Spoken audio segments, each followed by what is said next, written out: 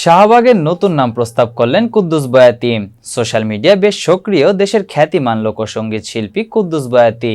শুধু তাই নয়, ইউটিউব চ্যানেলেও নিয়মিত কন্টেন্ট তৈরি করেন তিনি। বলা যায় এই বিকল্প মাধ্যমেই এখন সবচেয়ে বেশি সময় কাটে তার। সাম্প্রতিক ঘটনাবলী দেখে বিরক্ত কুদ্দুস বয়াতি, আর তাই দিলেন একটি পরামর্শ।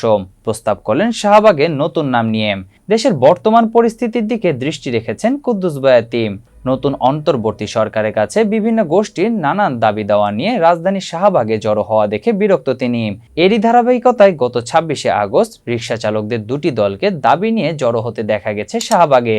এই সংবাদ দেখে কুদ্দুস বয়াতি ফেসবুক পেজে একটি পোস্ট দিয়েছেন। সেখানে তিনি লিখেছেন, শাহবাগের নাম পাল্টে মামাবাড়ির আবদার বাগ রাখা হোক।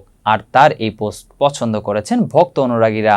তার এক ভক্ত এমডি স্বপন লিখেছেন, ওয়াও, অসাধারণ, সুন্দর, ভালো কথা কইছেন। আরেকজন লিখেছেন, এত সুন্দর কথা কইলেন কেমনে। এ সকল মন্তব্যের প্রতিক্রিয়া জানাননি তিনি।